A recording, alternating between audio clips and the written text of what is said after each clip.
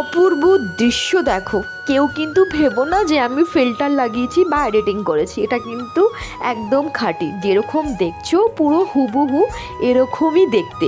তো আমরা সবাই মিলে দেখো এসে গেছি হচ্ছে ঘাটে গঙ্গায় স্নান করব বলে। আর জানো তো গঙ্গায় স্নান করে না শরীরটা এত রিল্যাক্স লাগে আর ভীষণ সুন্দর ঘুম হয়। আর এদিকে দেখো আমার মেয়েকে বলে বলে ওকে একটা ডুব পর্যন্ত দাওয়াতে পারলাম না, ও এত ভয় পাচ্ছে আর শুধু বলছে আমি নিজে নিজে দেব, এই বলে কতটা সময় তো এমনিই চলে গেল। তো যাই হোক, অনেক বলার পরে ডুব দিল, তাও আবার এরকম মানে অর্ধেক মাথা জলের নিচে আর জলের ওপরে বাকিটা। সবাই হাসছিলাম আমরা। আর বাড়ি ফিরে দেখো দিদিভাই আমাদের খেতে দিয়েছে দুপুরের খাবার। দুপুরের মেনুতে হয়েছিল হচ্ছে সজনে শাক ভাজা, পুঁই শাক, মাছের তেল, ডাল, পাবদা মাছ আর হয়েছে চিকেন কষা। সব কিন্তু দিদিভাই একা নিজে রান্না করেছে, আমরা সবাই খাচ্ছি।